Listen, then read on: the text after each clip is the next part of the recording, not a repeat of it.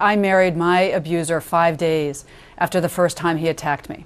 It's very hard to understand domestic violence from the outside, but love and violence are a potent mix. And I think that what happens a lot to victims is that we don't realize that we're actually victims. We love our abusers and we want to help them. And somehow, in a very twisted way, we think by standing by them and by supporting them in their darkest hours, that we will help them. And it's very important to stress that the worst thing you can do for an abusive person is to allow him or her to abuse you without consequences. What Janae needs to do is to leave him until he gets better and to stop apologizing for her own role in it. I understand why she's apologizing, but it doesn't help anybody. It mostly does not help Ray Rice or herself. Leslie, what do you make of the other thing the head coach then said more than once in that press when he was taking questions from the press, which is that he hoped that this couple could, quote unquote, make it work?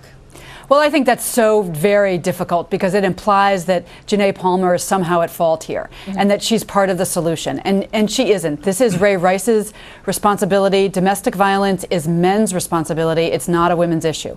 But I do take some hope from what happened today. I think that it is a warning to all men who abuse their wives, girlfriends, and children that there will be finally consequences in this country for domestic violence. It's a crime.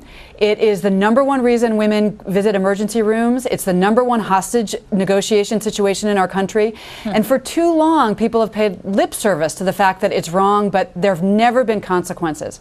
So I am at least a little bit heartened that there is a price to be paid for Ray Rice here. And I hope that this turns out to be a watershed moment in the domestic violence movement. Very quickly.